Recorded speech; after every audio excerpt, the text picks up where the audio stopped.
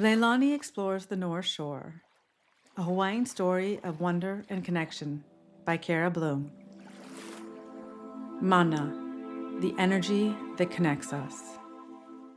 In Hawaii, people say that mana lives in all things, in the waves, the wind, and the stones. Some say it's the sparkle in a waterfall. Some say it's the hush in your heart when the world feels big and quiet. Leilani wasn't sure what mana was. She had heard her grandmother speak of it with a soft voice and shining eyes. But what was mana really? Could you hold it? Could it see you? She didn't know yet. But this week, as she traveled to Oʻahu, she hoped maybe the island would help her understand. Leilani was 10 years old and lived on the big island of Hawaii. Her hair was dark and wavy like the ocean at night, and her heart was full of questions. She loved her island home, but something inside her whispered, maybe Oahu holds the answer to what mana really is. As they boarded the plane, Koa begged for the window seat.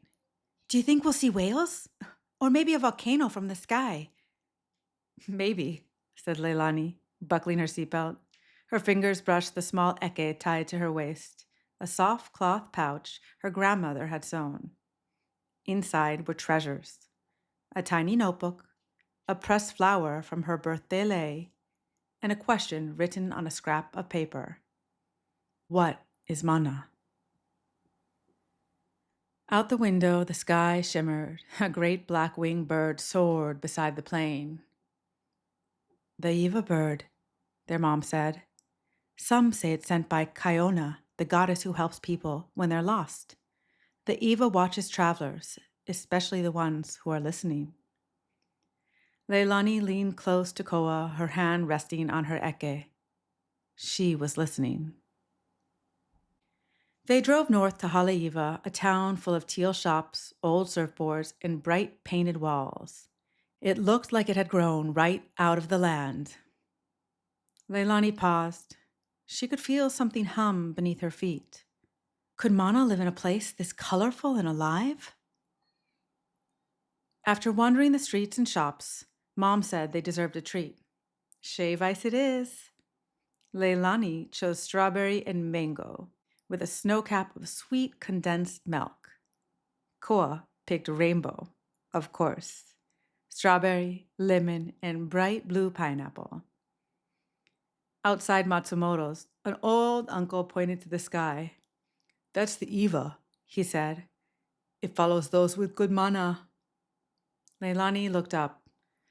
Do you think it knows I'm looking for it? She whispered.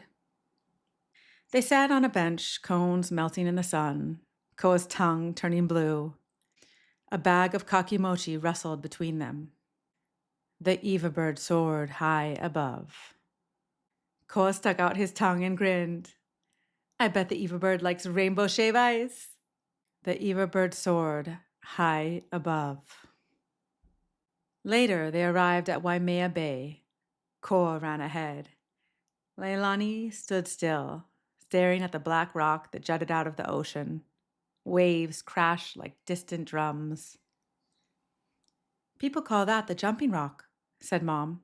If you're feeling brave, you can climb it. The rock looked strong, timeless, maybe even sacred. Do you think the mana is up there? Leilani asked. Maybe if I jump, I'll feel it. You can always try, Mom said softly. Koa appeared beside her. If you jump, I'll jump. Leilani smiled. Then I guess I have to. They climbed barefoot. At the top, the wind wrapped around them like a chant. The Iwa bird passed again, wings wide as the sky. Leilani closed her eyes and whispered a pule in her heart, a small prayer of hope.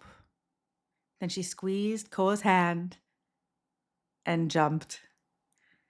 The splash was wild, the water wrapped around her cool and alive.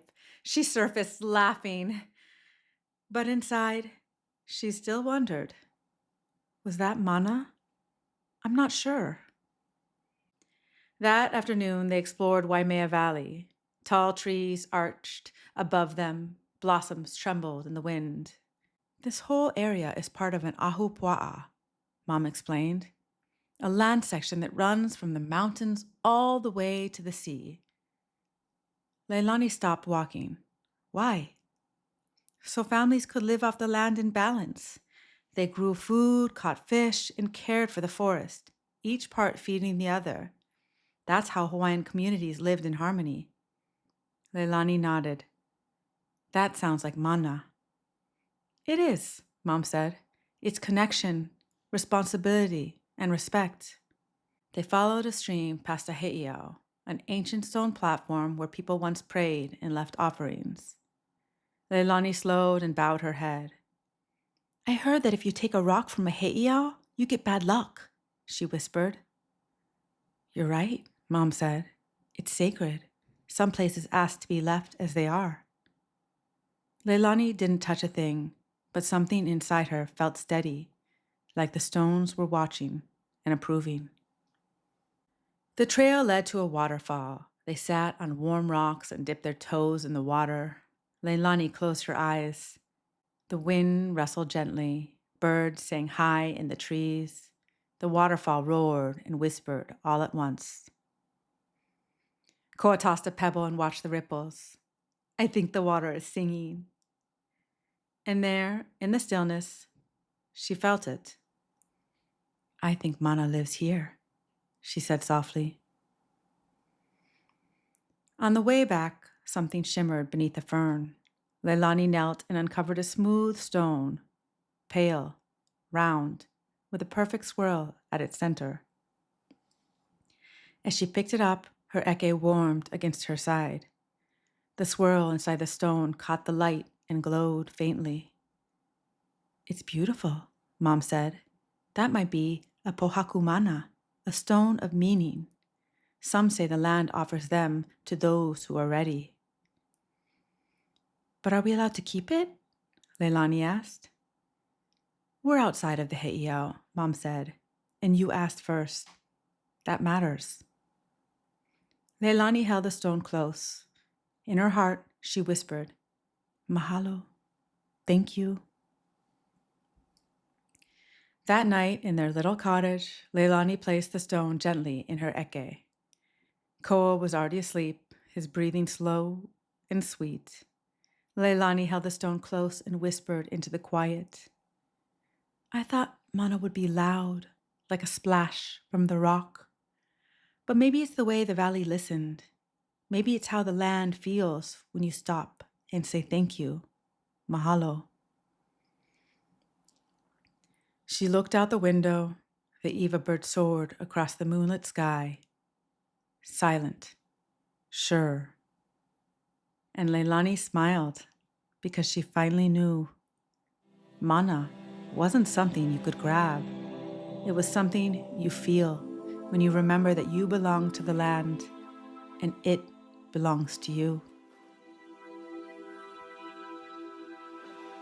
The end.